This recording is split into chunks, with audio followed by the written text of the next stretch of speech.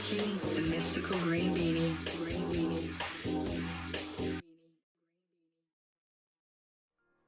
Hey, what's going on, dudes and dudettes? I am the Mystical Green Beanie, and I just wanted to do a quick little thing here because there are certain ideas that I have for videos that I want to talk about, but don't see how I could turn into a full video.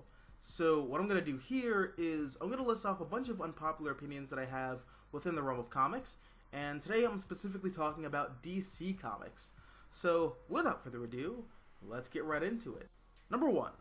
I think the Red Hood is kind of a dumb character, at least as a mainstay in the DC universe.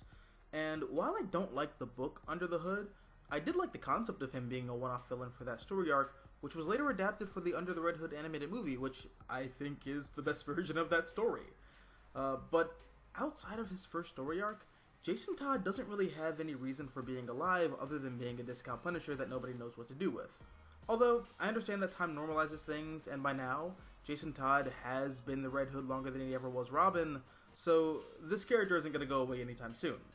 I just hope that someday somebody can tell a story with him that justifies his resurrection. Number 2. I've grown to resent the Richard Donner Superman films, and I'm not saying that they're bad, because they're not. They're the exact opposite of that, in fact. But the constant badgering from people to make Superman more like the Donner version is really annoying to me. Especially as someone who loves reading Superman comics, because I don't see the need for any more Donner-esque Superman anything anymore. There are 2 films, a 10-season-long series inspired by them, and Jeff Johns' run, which is basically an extension of Superman 2. So if Donner's Superman is your Superman, then that's awesome, and there's certainly material out there for you. But I don't want that to be the default. I don't want everything related to Superman to be tied down to those 2 films, because the character is bigger than Richard Donner and Christopher Reeve combined. So maybe let some other versions of Big Blue have their time to shine. Besides, Superman has a mythos spanning 80 years. So why focus on one brushstroke of an entire painting? Number 3. Crisis on Infinite Earths was a mistake.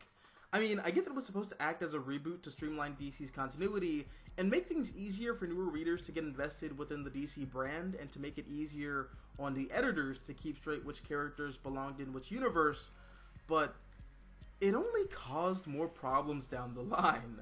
Because after Crisis, DC's continuity immediately got muddled again, and then we got Zero Hour, in which certain characters and staples of the DC universe had their histories altered to match up with their pre-Crisis continuity in order to make certain status quos less confusing for people, and then some characters couldn't stop having alterations made to their histories, and then we got Infinite Crisis, which soft rebooted the DC universe again. And then Flashpoint happened, which gave us the New 52, which was a total reboot, kind of? And then Rebirth happened, which basically undid everything in the New 52. And I just feel like, for the past 30 plus years, DC has been in an endless cycle of rebooting their continuity, when all they really had to do in the first place to differentiate between Earth 1 and Earth 2 characters was to change the headdress of their comics to say, this comic takes place in Earth 1, and this comic takes place in Earth 2. And I feel like that would have been a far simpler solution as opposed to rebooting every 5 to 10 years. Number 4. I didn't hate when Bart Allen became the Flash. In fact, I quite like the idea of Bart having to step up to the plate after the events of Infinite Crisis in the same way that Wally had to step up to the plate after the events of Crisis on Infinite Earths. You know, poetry. The only problem with that status quo was that the run itself was terrible. The writing was bad, and from what I remember, the art wasn't bad, but it felt like it wasn't right for that character, and it felt like they were trying to do their impression of Mark Bagley's Ultimate Spider-Man, which was really popular at the time. And like many people, I wasn't a fan. But unlike a lot of people, I don't hate the idea, and dare I say, I wouldn't mind if DC tried this again in the future. Number 5. Cyborg being a member of the Justice League is not only a great idea, but it is long overdue. That said, I don't like the idea of having him be a founding member. I feel like his history with the Teen Titans is very important to his character, as well as the canonical history of that team. However, having him graduate to the rank of being a Justice Leaguer is something that I feel should have been done way before the New 52 even happened. Number 6. I don't mind the idea of Batman killing. In fact, I feel like you can tell that story or make that status quo and potentially do something really interesting with it.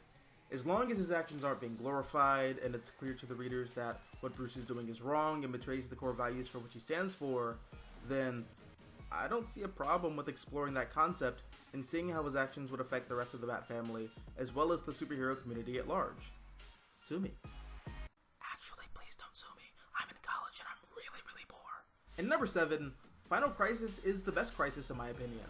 And I know that I just said that I hated the fact that DC feels the need to do a crisis every couple of years, but just as a story, I feel like Final Crisis is one of the best events DC has ever put out. And for the life of me, I can't understand why everyone hates it. I mean, I can certainly understand why people might have felt that it was too confusing to follow as it was coming out, but after all these years, when I hear people badmouth it, I just get confused. It's a well-written love story to the DC universe, as well as a meta-commentary on the state of comic books and what comic book storytelling had turned into. And I don't know, I love Final Crisis, and I feel like it deserves a lot more love. Anyways, guys, those are just some unpopular opinions that I have. But what are your thoughts regarding my unpopular opinions? What are some unpopular opinions that you have regarding the DC Universe?